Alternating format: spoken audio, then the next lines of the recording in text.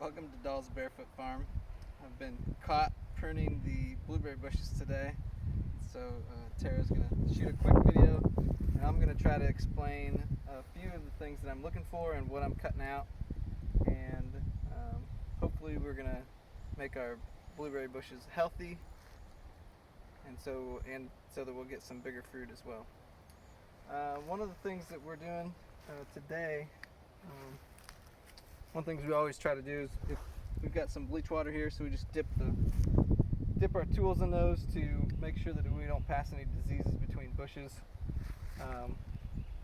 So we'll do that, but we also look for the different kinds of canes that we have. Some of these are new shoots that are coming out of the ground. These are growing out from the plant, so there's underneath the ground there's a root that's come out here, and then we're putting up new canes. I'm going to take these and I'm going to cut those off back a little ways, and I'm going to dig those up and move those and replant them, and hopefully this will be a new bush. And there's a few of those on the outside of this bush. This bush has been putting out quite a few of these new growth. We also have some old growth. The oldest ones, if you look at the bark here, you can see this is some of the oldest growth on this plant. This is a little bit newer, and then the green ones are the newest. So you can kind of tell the age of these different pieces of wood. We try to leave a few of each. So I try to cut out some of the oldest, leave a few, and then try to have a little bit of new growth as well. We're also looking for anywhere where we have damaged wood, or if we have pieces of wood that are grown into their neighbor's territory. So we don't want that. We don't want them crossing or running into each other.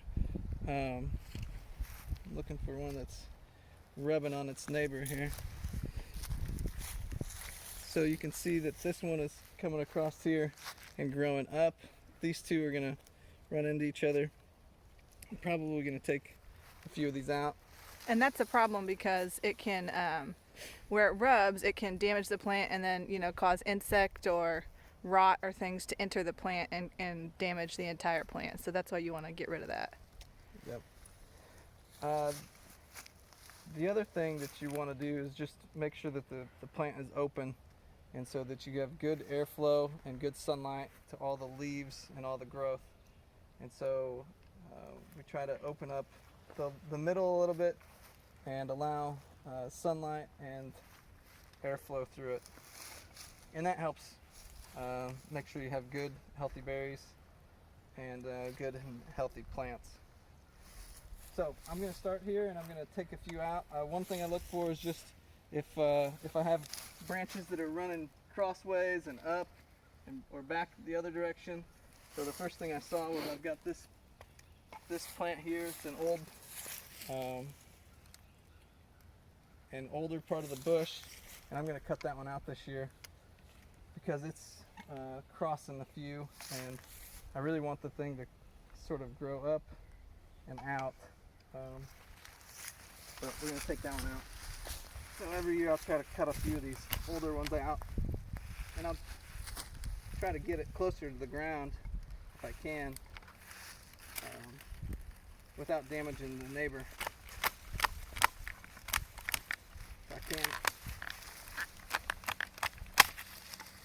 Tough one. Oh, it's one a thing I large also one. do is after I cut one of these, then I reevaluate the whole plant, because it's going to look different after you pull a big chunk out. And that helps a lot, opening that plant up.